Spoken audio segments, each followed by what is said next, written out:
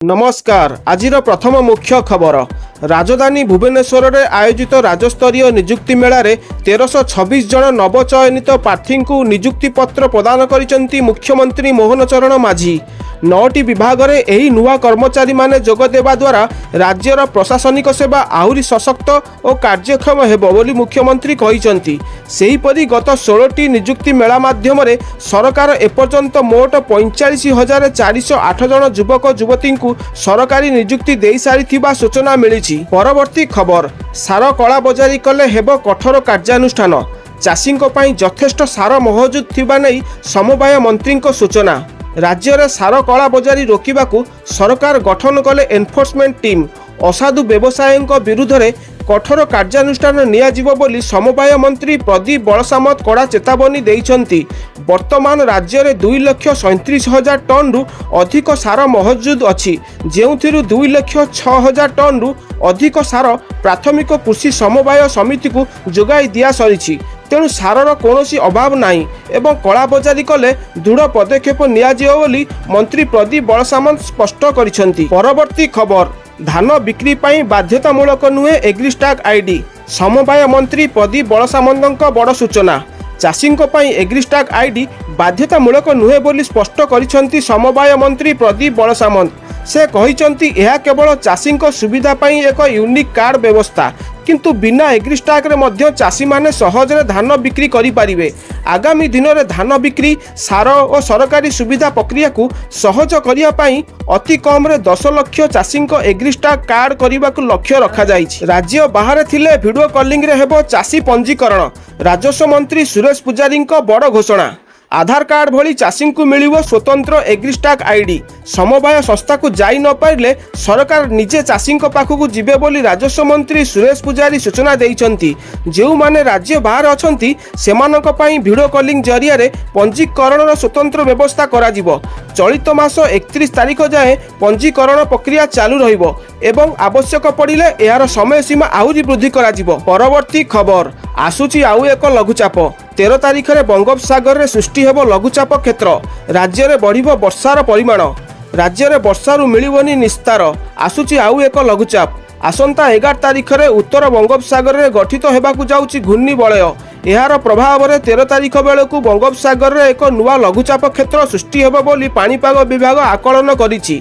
एही सिस्टम प्रभाव में 13 तारीख रु ओडिशार विभिन्न जिले में पुणी प्रबल अति प्रबल वर्षा हेबार संभावना रही। उपकूल और उत्तर ओडिशा रे वर्षार प्रकोप अधिक रहिबाकू थिबारु सतर्कता अवलंबन करिबाकू परामर्श दिया जाइछि। परवर्ती खबर। पुणी इस्कन रो मनमानी। अमेरिकार कैलिफोर्निया रे अदिनिया स्नान यात्रा को नहीं विवाद। स्नान यात्रा को नहीं क्रोधित जगन्नाथ प्रेमी और तीव्र विरोध। जगन्नाथ परंपरा को अवमानना करी पुणी विवाद रे इस्कन। अमेरिकार कैलिफोर्निया रे अदिनिया स्नान यात्रा आयोजन को नहीं सृष्टि होइछि प्रबल असंतोष। ज्येष्ठ पूर्णिमा रे स्नान यात्रा और रथ यात्रा शेष हो सारिथिबा बेले केवल रविवार छुट्टी दिन सुविधा देखि महाप्रभुଙ୍କ श्री अंगरे जलाभिषेक करा जाउथिबा वीडियो सामना को आसीछि। स्कंद पुराण और शास्त्रीय रीतिनीति को जलांजलि दे इस्कन करुथिबा एही अदिनिया परंपरा को नहीं विश्वव्यापी ओडिया और जगन्नाथ संस्कृति प्रेमी माने तीव्र आपत्ति जणाइछंती। परवर्ती खबर। चीन रो पूर्व तटरे स्थलभाग छुईला शक्तिशाली घूर्णिझड़ डॉल्फिन। घंटा प्रति 150 किलोमीटर बेगरे पवन सह प्रबल वर्षा जारी रही बेले 10 लाख रु अधिक लोकों को सुरक्षित स्थान को स्थानांतरित करा जाइछि। सुरक्षा दृष्टि 1000 रु अधिक विमान चलाचल बातिल होइथिबा बेले चीन सरकार हाई अलर्ट जारी करिसेंती। प्रबल वर्षा बन्या और भूस्खलन आशंका थिबा बेले एहार प्रभाव जापान और ताइवान रे मध्य देखिबाकू मिलिछि। परवर्ती खबर। आईआईआरएफ रैंकिंग रे चमकिला ओडिशा। जातीय स्तर में कटकर एससीबी मेडिकल कॉलेज 15तम स्थान हासिल करी एम्स भुवनेश्वर को पछरे पकाइछि, जेउठी एम्स 16तम स्थान रहिछि। सेहीपरि बुर्ला भीमसार मेडिकल कॉलेज 64तम एवं ब्रह्मपुर एमकेसीजी 74तम स्थान पाइछंती। राज्यर स्वास्थ्य सेवा और शिक्षार मान वृद्धि नहीं यही सफलता पाई स्वास्थ्य मंत्री मुकेश महालिंग समस्त डाक्तर और कर्मचारी को अभिनंदन जणाई। परवर्ती खबर। ग्लासगो राज्य गोष्ठी क्रीडार मेडाल विजेता को भेटिले प्रधानमंत्री नरेंद्र मोदी। देश पाई गौरव आनिथिबा एथलीट मानकु जणाइले शुभेच्छा। ग्लासगो राज्यगोष्ठी क्रीड़ा चमत्कार प्रदर्शन करिथिबा भारतीय मेडाल विजेता ନୂଆଦିଲ୍ଲୀସ୍ଥିତ ନିଜ ବାସଭବନରେ ଭେଟିଛନ୍ତି ପ୍ରଧାନମନ୍ତ୍ରୀ ନରେନ୍ଦ୍ର ମୋଦି। ଆଥଲେଟ୍ ମାନଙ୍କୁ କଠିନ ପରିଶ୍ରମ ଓ ଉତ୍ସର୍ଗୀକୃତ ମନୋଭାବନାକୁ ପ୍ରଶଂସା କରିବା ସହ ଯେ ଖେଳିବ ସେ ଖିଲିବ ବୋଲି ପ୍ରଧାନମନ୍ତ୍ରୀ ସେମାନଙ୍କୁ କହି ଉତ୍ସାହିତ କରିଛନ୍ତି। ଦେଶ ପାଇଁ 13ଟି ସ୍ୱର୍ଣ୍ଣ ସହ ମୋଟ 39ଟି ମେଡାଲ ଜିତି ଭାରତକୁ ଗୌରବାନ୍ୱିତ କରିଥିବା ପ୍ରଧାନମନ୍ତ୍ରୀ ସମସ୍ତ ଖେଳାଳି ଓ ସପୋର୍ଟ ଷ୍ଟାଫଙ୍କୁ ଆନ୍ତରିକ ଶୁଭେଚ୍ଛା ଜଣାଇଛନ୍ତି। ପରବର୍ତ୍ତୀ ଖବର, ଝାଡ଼ଖଣ୍ଡ ବିଧାନସଭା ଘେରାଉ ବେଳେ ଆନ୍ଦୋଳନରତ ଛାତ୍ରଙ୍କ ଉପରକୁ ପୋଲିସର ପ୍ରବଳ ପାଣିମାଡ଼। ରାଞ୍ଚିରେ ଆନ୍ଦୋଳନରତ ଛାତ୍ରଙ୍କ ରଣହୁଙ୍କାର।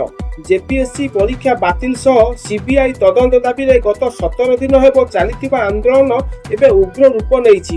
ହଜାର ହଜାର ଛାତ୍ର ପୋଲିସ ବ୍ୟାରିକେଡ୍ ଭାଙ୍ଗି ଝାଡ଼ଖଣ୍ଡ ବିଧାନସଭା ନିକଟରେ ପହଞ୍ଚିବା ପରେ ପରିସ୍ଥିତି ଅନିୟନ୍ତ୍ରିତ ହୋଇପଡ଼ିଥିଲା। ଆନ୍ଦୋଳନକାରୀଙ୍କୁ ଛତ୍ରଭଙ୍ଗ ଦେବା ପାଇଁ ପୋଲିସ ପକ୍ଷରୁ ଆନ୍ଦୋଳନକାରୀଙ୍କ ଉପରକୁ ପାଣିମାଡ଼ କରାଯାଇଛି।